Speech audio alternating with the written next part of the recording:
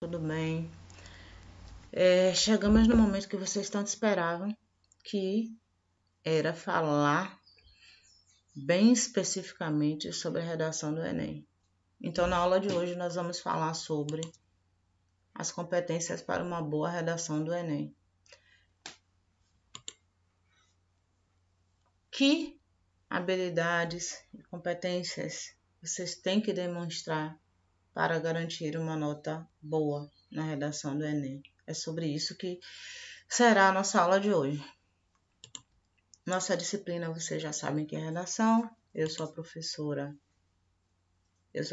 Margarete e vamos tentar resolver, os problemas e tentar responder as questões que vocês me fizeram ao longo da primeira unidade, esclarecer todos esses aspectos, ok?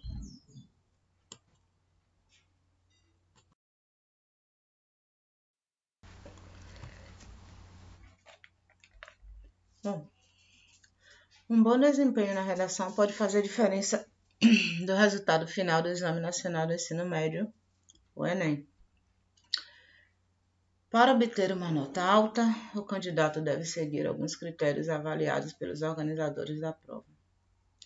O Instituto Nacional de Estudos e Pesquisas Educacionais Anísio Teixeira, INEP, que realiza o exame, preparou uma cartilha com as principais dicas para os candidatos. Vamos voltar para destrinchar tudo isso aqui. A redação é um dos aspectos, não que as outras disciplinas não sejam importantes, mas é o aspecto que mais elimina no Enem. Eu já fui fiscal de vestibular, de Enem não, mas já fui de vestibular. E, nossa, na hora da redação é muito comum você ver as pessoas ficarem paradas com a caneta na mão, caneta na boca, olhando para cima e dizendo aquela velha frase, Deu branco. Então, a redação é que elimina muita gente. Muita gente entrega em branco, muita gente fica lá sentado, parado e não escreve nada. E muita gente escreve, mas não escreve o que foi pedido. O INEP estabeleceu 5 habilidades que o candidato deve mostrar, 5 competências que os candidatos devem demonstrar para obter a nota máxima no Enem. O Enem vale 1.000, a redação vale 1.000 pontos. A nota máxima no Enem não, a nota máxima na redação. A redação vale 1.000 pontos. 5 competências, cada competência vale 200. Não é obrigado você tirar 200 em todas. Mas quanto mais próximo às exigências dele vocês forem, você vai garantir os seus 200 e é por isso que forma 1.000. Eles sempre elaboram e disponibilizam uma cartilha com as principais dicas de redação. Não é uma cartilha, não, é uma enciclopédia, é um negócio enorme. Eu confesso que eu nunca li todo. Eu li as partes principais, registrei, marquei as partes que eu achei mais importantes, mas sempre eles fazem modificação. Eu tenho a do ano passado, mas eu não vou passar para vocês porque eu não sei que mudanças eles vão fazer. A inscrição do Enem geralmente é agora em maio. Eu não sei que com a pandemia o que é que vai acontecer, como é que vai ser, mas geralmente é em maio que começa a inscrição do Enem. Eu vou dar até uma olhada no site do INEP para saber se já há algo sobre isso. O que eu vi é que eles estão convocando já, isso daí eles já estão convocando as pessoas para pedir isenção, as pessoas que são de escola pública, que querem comprovar isso. Eu vou postar isso para vocês em anexo, para vocês darem uma lida sobre esses prazos, de pedir isenção para realização de prova e tal, isso daí eles já colocaram, mas data de inscrição ainda não, e sobre a cartilha ainda não, porque eles podem ter mudado alguma coisa. A redação do Enem virou, na verdade, uma receita de bolo agora, Eu não gosto muito desse estilo não, mas quem sou eu para gostar ou não gostar de alguma coisa? Eles agora, antes, eles gostavam o quê? Antes era normal, você fazia a dissertação normal e pronto. Aí depois eles começaram a colocar esse... pedir, valorizar se você colocasse uma uma citação de algum filósofo, de algum estudioso. Agora, nessa última edição, eles estão valorizando, além do projeto de intervenção, que no início não tinha, aí depois passou a ter a proposta de intervenção do problema colocado no tema. E agora, ano passado, eles valorizaram muito as pessoas que souberam associar coisas da vida com o tema.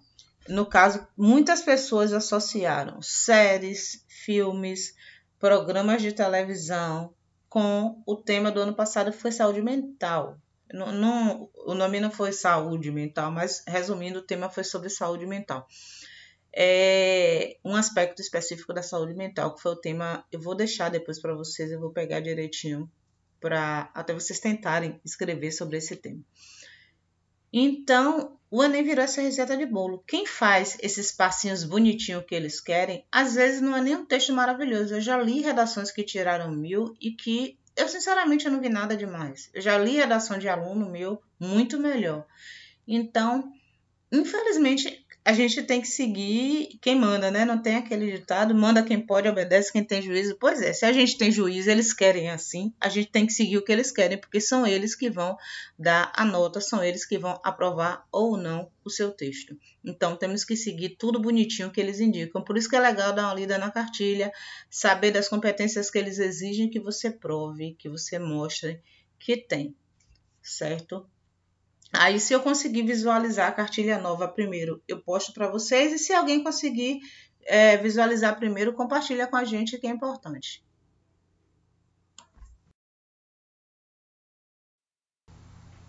Bom, a redação é cobrada no primeiro dia do Enem, que geralmente acontece no primeiro domingo de novembro. Na oportunidade, também são realizadas as provas de linguagem, códigos e suas tecnologias e ciências humanas e suas tecnologias. Antigamente, o Enem era realizado no mesmo final de semana. Era no sábado e no domingo as provas. Era muito cansativo. Pense em você responder 90 questões em um dia, em um dia 90 questões e no dia seguinte 90 questões mais a redação. Aí, quando as pessoas chegavam no domingo, já estavam cansadas, com a mente cansada e não conseguiam desenvolver a redação bem. Fizeram uma votação e as pessoas optaram por realizar o Enem em 2 domingos separados. Eu achei bem melhor. E a redação antes era junto com matemática. Imagine você fazer prova de redação no mesmo dia que matemática. Hoje, a redação é com linguagens, que entra o quê? Inglês, português, inglês ou espanhol, dependendo da sua opção, porque você tem a opção de escolher inglês ou espanhol. Agora, cuidado, as pessoas escolhem espanhol achando que espanhol é mais fácil porque parece com português. Sinceramente, eu não acho tão mais fácil assim, não. E tem muito falso cognato, muita palavra que parece que é aquilo em português e quando você vai ler, ela significa outra coisa totalmente diferente. Então, cuidado com isso. Agora, se você se acha mais apto, e de qualquer forma, inglês, vocês dão inglês na escola, alguma coisa você sabe. Agora, se você se acha mais apto para fazer em espanhol, faça, sabendo que a prova é de interpretação de texto. Você vai ter que ler o texto em inglês ou em espanhol e responder sobre ele. Mas é pouco, são só 5 questões. De inglês e espanhol são só 5 questões, é muito pouquinho, então não é nada que chegue a preocupar, não. Então, língua portuguesa, aí vem a língua estrangeira, ou inglês ou espanhol, e as ciências humanas junto com a redação. São 90 questões mais a redação. Nesse primeiro dia, nesse primeiro domingo, são 5 horas e meia de prova. Eles dão horário a mais por causa da redação. O que é que eu aconselho todos os meus alunos e os que seguem agradecem e dizem que foi bom. Não é obrigado você seguir, mas eu acho uma dica bem legal. 5 horas e meia. Entregou a prova, liberou, pode começar a responder? Comece pela redação. Separe 1 hora e meia para a redação. Você não pode ter relógio. Antigamente podia entrar com relógio e tudo, era ótimo, porque eu mesma controlava meu horário.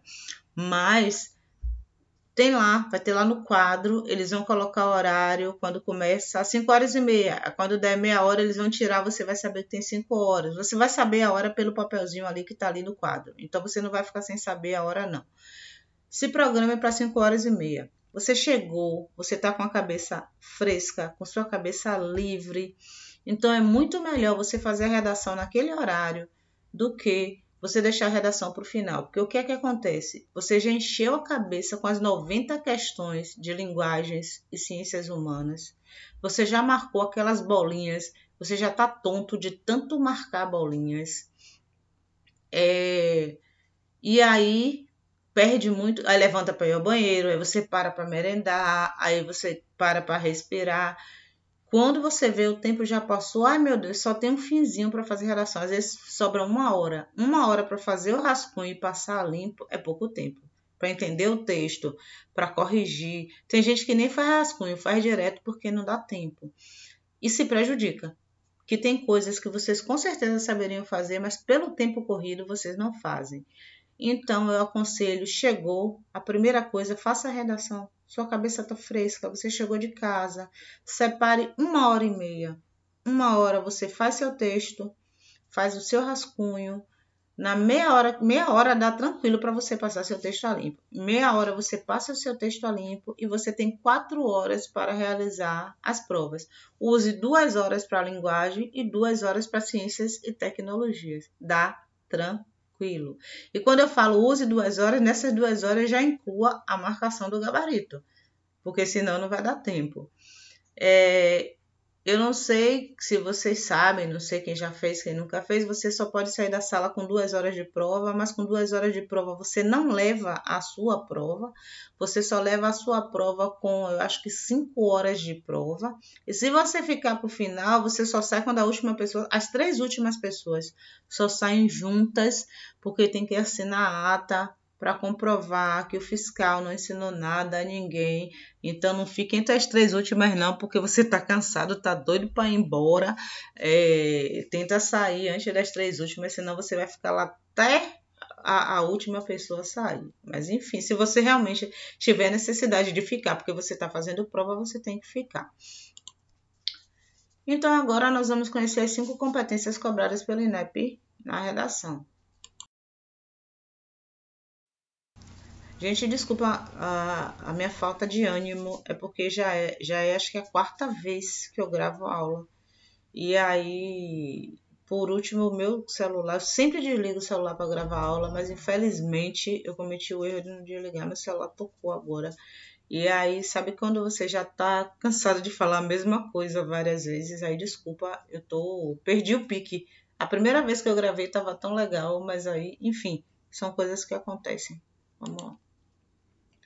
A primeira competência é o domínio da escrita formal da língua portuguesa. Essa semana teve uma aluna do 3º ano que me perguntou, não, do 2º, que me perguntou se na língua formal ela não pode usar as palavras dela. Sim, pode e deve usar as suas palavras. É o seu texto, você vai usar suas palavras. Agora, de maneira formal. O que é formal? Você vai seguir as regras da gramática. A nossa língua tem regras. Todas as línguas têm regras. Todas as línguas têm gramática. Cada língua tem a sua gramática. As regras da língua portuguesa servem para quê? Para estudar, decorar e fazer prova? Não. Serve para você estudar, aprender e usar. Então, você vai fazer uma redação do Enem, você vai fazer uma redação de concurso, você vai fazer uma redação de vestibular, você não vai usar gíria, você não vai abreviar palavras, você não vai usar expressões vulgares, você vai usar uma linguagem formal. Você vai ser avaliado por isso. Eles sabem que você sabe falar linguagem popular. Você é jovem, você fala gírias, você usa a rede social, você abrevia palavras. Ele sabe que você sabe fazer isso. Ele tem consciência que você sabe fazer isso. O que eles querem saber é... E eles sabem mudar, porque é como se fosse um interruptor, né? Você muda. Para cada situação de comunicação escrita ou falada, você muda o botãozinho. Se eu estou numa situação formal, eu vou falar de maneira formal. Se eu estou em uma situação descontraída, com meus amigos, com minha família, eu não preciso ser tão formal. eu posso ser mais espontâneo, eu posso ser mais livre, eu posso usar gírias, eu posso usar expressões até vulgares, a depender de... Eu estou com meus amigos, quero falar aquilo ali com meus amigos que andam comigo, enfim. Mas numa situação como essa, você não pode fazer isso. É avaliado se a redação do participante está adequada às regras de ortografia, como acentuação, ortografia, uso de hífen. Quando fala regras de ortografia, seriam regras ortográficas, que está incluído dentro das regras ortográficas, que são o quê? Escrita. A acentuação, se você coloca o acento numa palavra, você vai mudar totalmente a palavra. Paz e país. Paz não tem acento. Se você coloca o acento agudo, paz vira país. Aí você cria uma outra palavra. E se você empregar no lugar que você quer dizer paz e botar acento, você teve um erro ortográfico. A ortografia em si, escrita das palavras. Se é com X, se é com CH, se é com S, se é com Z. Uso do hífen, que quase a gente não usa. A gente não sabe usar o hífen porque não usa. Realmente é difícil a gente usar hífen. Então, dificulta saber usar uma coisa que você não usa. Agora, maiúsculas, minúsculas e separação de sílaba é imperdoável. Terceiro ano, não saber usar maiúscula, não saber separar sílaba, e aí você pode estar aí rindo agora. Quem é que não sabe isso? Você ser abestalhado, todo mundo sabe. Sabe não. Não vou nunca apontar nomes, porque a intenção não é ridicularizar nem apontar, é fazer a pessoa perceber e crescer em cima desse erro. Mas pelos trabalhos que eu pego de vocês e tudo, pelas coisas, eu leio as coisas que vocês escrevem. Tem gente escrevendo até o próprio nome com letra minúscula. Não é porque é digitado que eu não vou usar maiúscula. Eu sei que é porque muita gente não tem prática de digitar e aí não sabe colocar em maiúscula. Isso daí eu entendo. Mas tem gente que até escrito mesmo escreve o nome com letra maiúscula. Eu não sei que inventaram uma moda agora de dizer que letra de imprensa é a letra maiúscula grande. Isso nunca existiu. Isso não existe em gramática nenhuma de língua portuguesa. Eu não sei onde surgiu isso aí. E são essas coisas que ensinam a gente coisas erradas. E separação de sílaba também. Tem pessoas que não sabem separar sílaba. Nos trabalhos que eu peguei de vocês, eu peguei gente separando sílaba errado. A separação de sílaba a gente aprende lá na alfabetização, né? Quando a gente começa a formar palavras. E a gente aprende ler a lata e a talata. É só para dizer quantas sílabas tem, quantas letras tem, quantos fonemas tem. Não.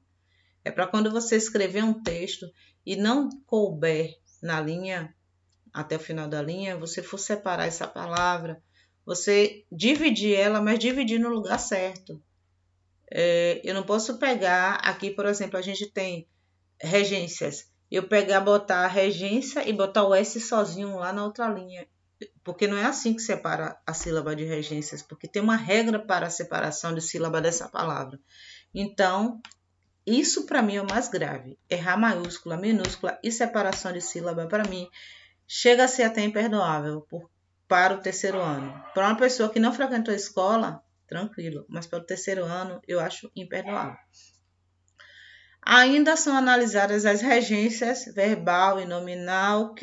Esses assuntos eu não vou entrar porque são assuntos de gramática que eles entendem e eu entendo também que desde a quinta série vocês vêm dando essas coisas.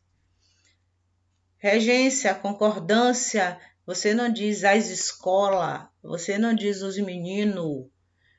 Se é plural, vai terminar no plural. Regência é o quê? É a palavra que acompanha a outra palavra. É a palavra que acompanha determinado verbo. Nada é à toa. Cada palavra, cada elemento, ele tem um elemento específico que acompanha ele. É isso que é regência. Quem rege, quem acompanha aquele elemento. Quem eu posso colocar após aquele elemento para acompanhá-lo. Então, isso que é regência. Pontuação, que é uma luta. Eu não vou dizer a vocês que vocês vão terminar o terceiro ano aprendendo pontuação, não. Que até hoje ainda tem algumas questões de pontuação que eu paro, penso muito antes de colocar, principalmente ponto e vírgula, muito, muito, muito. E Vírgula, que é mais difícil, você não aprende vírgula. Às vezes você passa a faculdade toda e você só vai aprender vírgula. Eu só vim aprender vírgula na segunda faculdade, porque na primeira faculdade eu tinha uma dificuldade grande de empregar vírgula. Paralelismo é um assunto que é mais complicado eu falar agora, mas é assim, ele tem muita relação com regência, o paralelismo. Você ter essa harmonia dentro da frase que você criou. Eu não tenho como explicar ele nesse exato momento, mas se vocês sentirem necessidade, a gente fala, sinaliza para mim que aí eu preparo um materialzinho e a gente fala sobre ele depois. Emprego dos pronomes, a gente não coloca o pronome, os pronomes oblíquos têm um lugar, não começa a frase com pronome oblíquo, como colocar, onde colocar, tudo isso tem lugar. Crase, o que é que eu aconselho se você não sabe usar crase? Não use, porque aí vai ficar parecendo que você esqueceu. É melhor você não usar do que você usar no lugar errado. Se você não sabe usar, não use, porque se você usar no lugar errado é pior. E se você não usar, eles podem achar, esqueceu, coitado, na hora de passar limpo, estava com tanta pressa que nem passou aqui, não colocou a crase. É melhor não usar. Se você não sabe, não invente, não vai inventar fazer o que você não sabe na redação, não, para não se prejudicar. Compreender o tema e não fugir do que é proposto. Isso daí é crucial. Errou isso aí, tchau, até ano que vem. Se você fugiu do tema, até ano passado, desculpe, você tinha a sua prova anulada, toda. Zerou a redação, tá fora, você não concorre a mais nada. Você pode até tirar 1 na redação. Você ainda concorre a alguma coisa, porque não é só a nota da redação, tem a nota das outras disciplinas. Mas se você tirar 0 na redação, você não concorre a nada. Eu vi uma vez um caso de um estudante que ele tirou 3 na redação e ele conseguiu entrar no curso de, acho que foi teatro. Então, a depender do curso, cursos que não são... Porque quem faz teatro, só faz teatro quem tem aptidão. Então, não é um curso muito concorrido, porque não é todo mundo que tem aptidão para teatro. Teatro, dança, música, são cursos que só as pessoas que vão fazer são as pessoas que têm aptidão para isso. A pessoa que não tem aptidão para dança, ela não vai se inscrever em dança. Então, a concorrência é bem menor.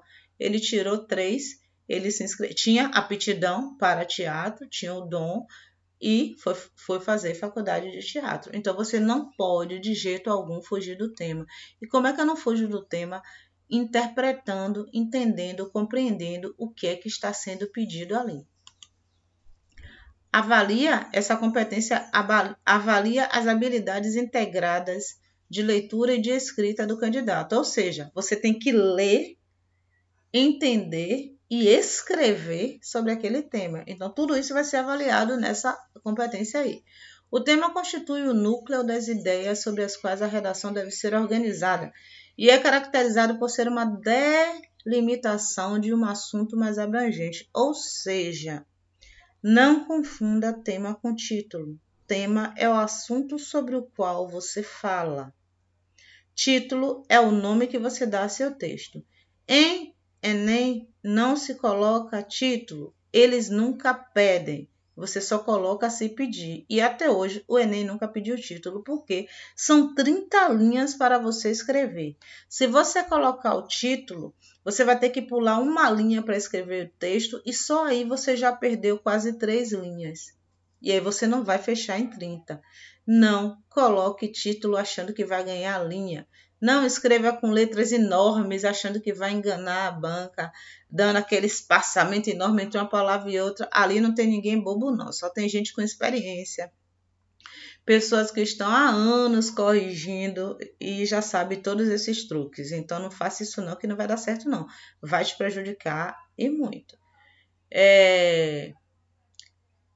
Então, o tema é a ideia sobre a qual eles querem que você fale. Qual a ideia ali? Eles geralmente dão textos motivacionais, 2 ou 3 textos. Textos a gente já sabe que pode ser escrito ou visual, né? Eles às vezes colocam um gráfico, colocam uma imagem, podem colocar uma poesia, uma reportagem, podem colocar um trecho de uma música, enfim. Geralmente eles colocam 2 ou 3 textos motivacionais que vocês vão ler e todos eles vão falar sobre o mesmo tema e aí eles vão lançar propostas sobre o tema. Não copie as coisas dos textos motivacionais, não. O texto é para te orientar, não é para você copiar aquilo ali na sua redação. Se você fizer isso também, está perdendo seu tempo.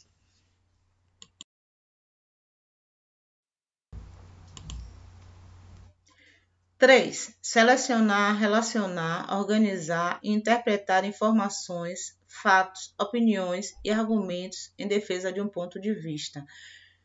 Ufa, né? Nossa, quanta coisa. Não, na verdade, o que é que você tem que fazer? Argumentar. O texto não é dissertativo e argumentativo. O que é dissertação? Você vai apresentar a sua tese, a sua ideia, o seu ponto de vista, lembrando que você nunca vai dizer eu acho, eu penso, na minha opinião, nunca vai usar a primeira pessoa em redação de Enem, de vestibular. Vestibular, depender do vestibular, só se o vestibular pedir, mas em Enem nunca. Você vai dizer, sabe-se, percebe-se, observa-se, tem esse conhecimento, entende-se, compreende-se. E vou dar as dicas para vocês de como iniciar a introdução, conclusão, desenvolvimento, com essas frasezinhas que são coringas que vocês podem usar em qualquer texto. Então, na parte de argumentar é o que? Onde você vai defender a sua ideia. Não pode ser uma defesa vazia. Vamos ler aqui para eu explicar melhor. O candidato precisa elaborar um texto que apresente claramente uma ideia a ser defendida e os argumentos que justifiquem a posição assumida em relação à temática da proposta da redação. Trata da coerência. Nós falamos sobre coerência na aula aí que pouca gente assistiu o vídeo, que eu acompanho pelo YouTube e vocês não estão assistindo os vídeos. É por isso que na hora de escrever, esse material que eu coloco é para quando vocês forem escrever, vocês terem a teoria. Não me perguntam, não tiram dúvidas e não assistem o vídeo. Aí quando chega na hora de fazer a produção, como é que vai escrever se não sabe? Trata-se da coerência. Coerência é o quê? É o sentido. Lembra, eu coloquei até um título, uma música lá, um texto totalmente incoerente para vocês perceberem o que é coerência. Tem que ter lógica, tem que ter sentido. E da plausibilidade. O que é uma coisa plausível? Uma coisa possível entre as ideias apresentadas no texto, o que é garantido pelo planejamento prévio da escrita, ou seja, pela elaboração de um projeto de texto, ou seja, pela elaboração do rascunho. Você tem que fazer o rascunho. O que eu aconselho? No seu rascunho, jogue todas as ideias que vierem à sua mente. Quando você for passar limpo, você vai filtrando, mesmo porque se você colocar tudo, não vai dar, vai ultrapassar 30 linhas. E quais são as duas? O que é pior? Ultrapassar ou fazer menos? Ultrapassar. Ultrapassar ainda é pior do que fazer menos. Primeiro porque não tem lugar para você escrever. Só tem 30 linhas. Se você fizer 31 linhas, você não tem onde escrever e eles colocam lá. Será eliminado o candidato que escrever fora do espaço determinado. Então, você não vai escrever ali do lado da folha, nem atrás, porque você vai ser eliminado. Então, é mais vantagem escrever menos do que mais. Mas o ideal são 30 linhas. Agora, claro, você escreveu 28 linhas. Nas 28 linhas tem início, meio e fim, introdução, desenvolvimento e conclusão.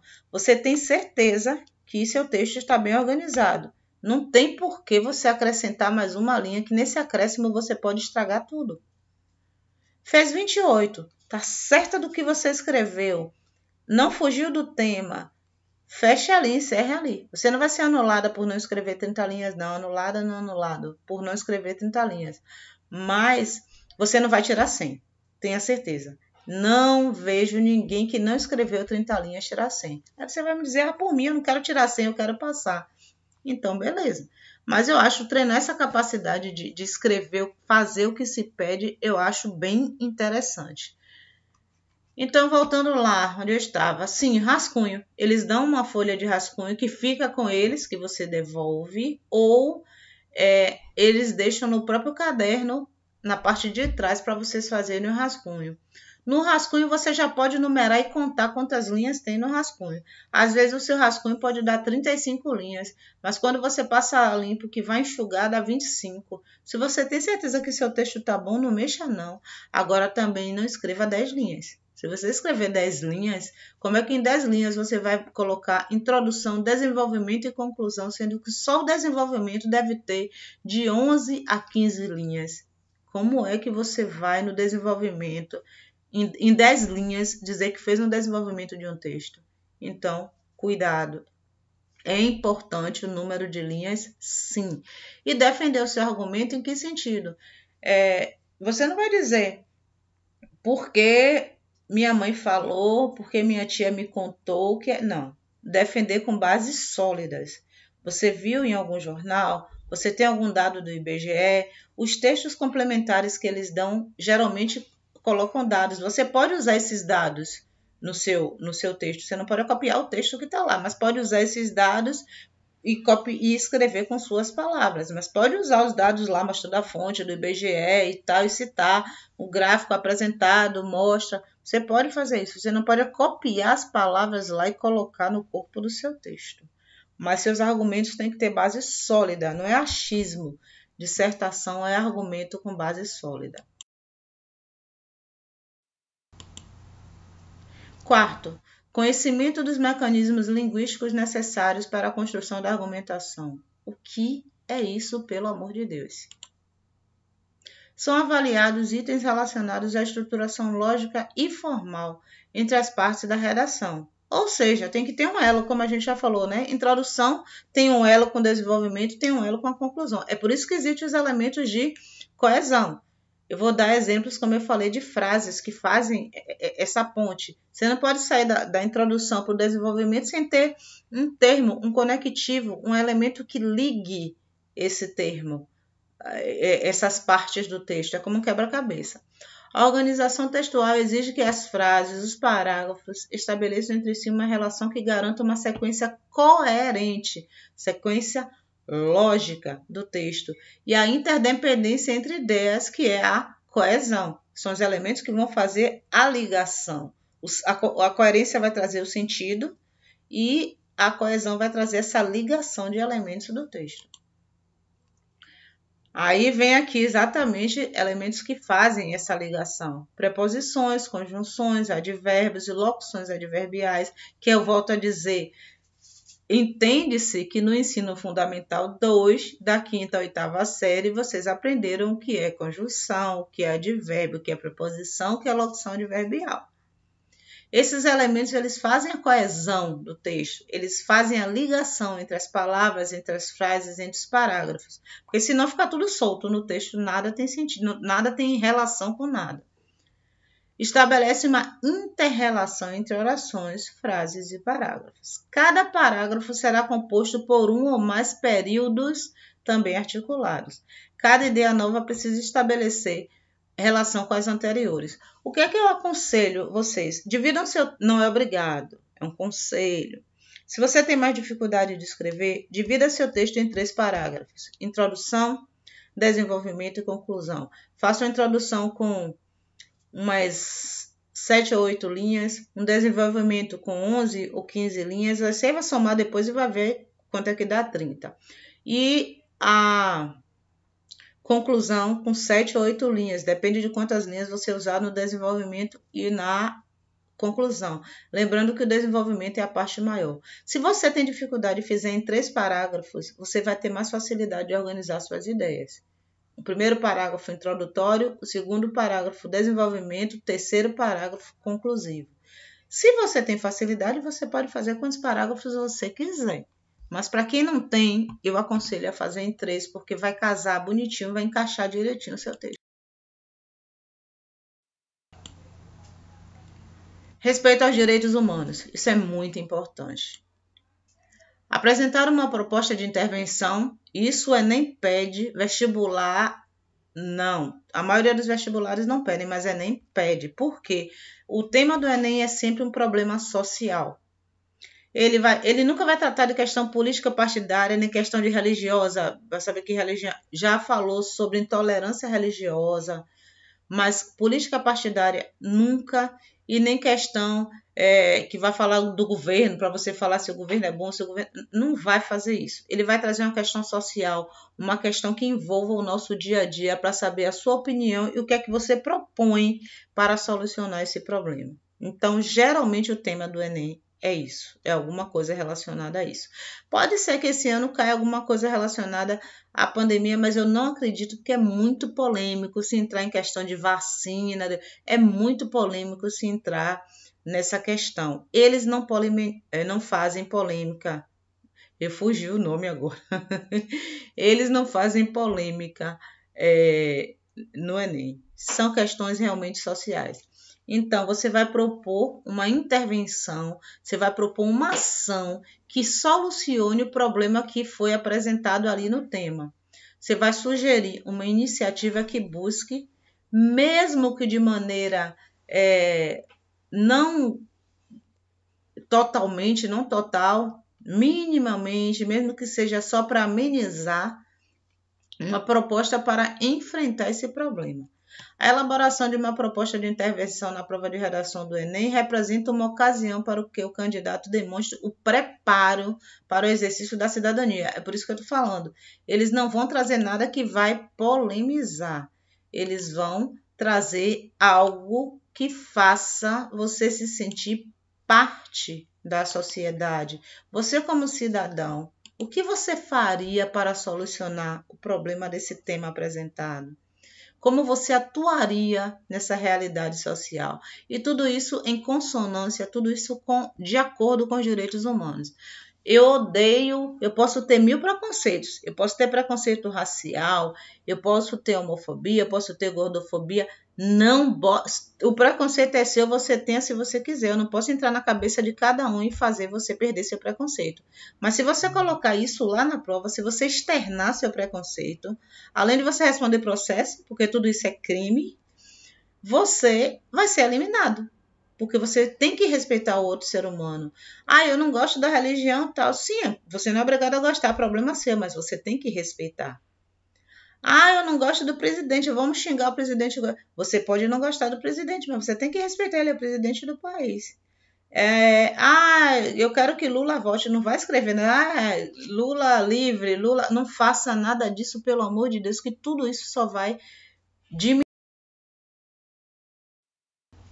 Eu pretendo, claro, vem dúvidas, vem aula ao vivo. Essa semana a gente vai entrar Essa semana não, na outra semana, quando entrarmos ao vivo pelo Google Meet, anota todas as dúvidas da aula de hoje. Anote de verdade, pergunte de verdade, não fica com isso guardado não, pelo amor de Deus. Aí na véspera de entregar trabalho, que vocês querem tirar todas as dúvidas de vez, e eu sou uma só, não tenho condições. Ainda estou aqui atolada de trabalho para corrigir, e hoje eu tenho que dar atenção a outra escola, hoje eu não posso parar agora para corrigir. Esse horário da manhã eu estou usando para gravar aula, à tarde trabalho da outra escola, enfim.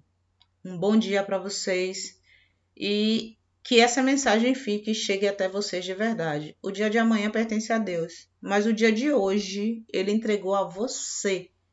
Deus permitiu que você abrisse os olhos, mais um dia você está vivo. Então, viva, aproveite, faça as coisas que te agradam e façam as coisas que vão te proporcionar alegrias futuras. Que Deus abençoe vocês. Obrigada pela companhia, pela atenção. Até a próxima aula, se Deus quiser.